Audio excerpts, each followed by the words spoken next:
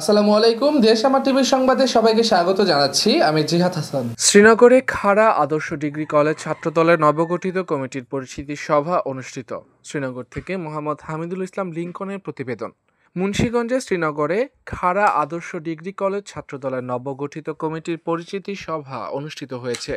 শুক্রবার ৩রা অক্টোবর বিকেল ৪টায় উপজেলার বারৈখালী ইউনিয়ন পরিষদ মাঠ প্রাঙ্গণে এ অনুষ্ঠানের আয়োজন করা হয়।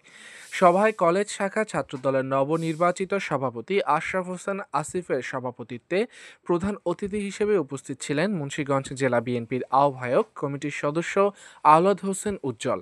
অনুষ্ঠানে কলেজ শাখা ছাত্রদলের সাধারণ সম্পাদক উদয় আহমেদ সঞ্চালনা করেন। বিশেষ অতিথি ছিলেন জেলা আহ্বায়ক কমিটির সদস্য জসিম মোল্লা।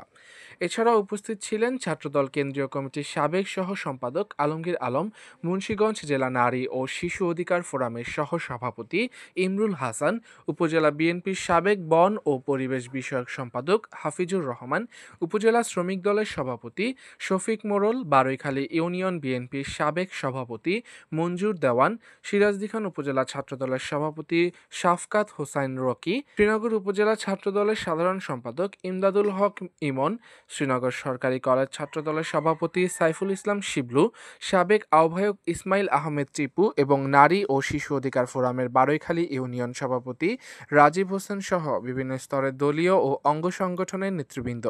সভায় বক্তারা নবগঠিত কমিটির নেতৃবৃন্দকে দায়িত্বশীল ও সক্রিয় ভূমিকা পালনের আহ্বান জানান এবং দলকে সুসংগঠিত করতে ঐক্যবদ্ধভাবে কাজ করার প্রত্যয় ব্যক্ত করেন। মোহাম্মদ হামিদুল ইসলাম লিংকন, দেশ আমার টিভি।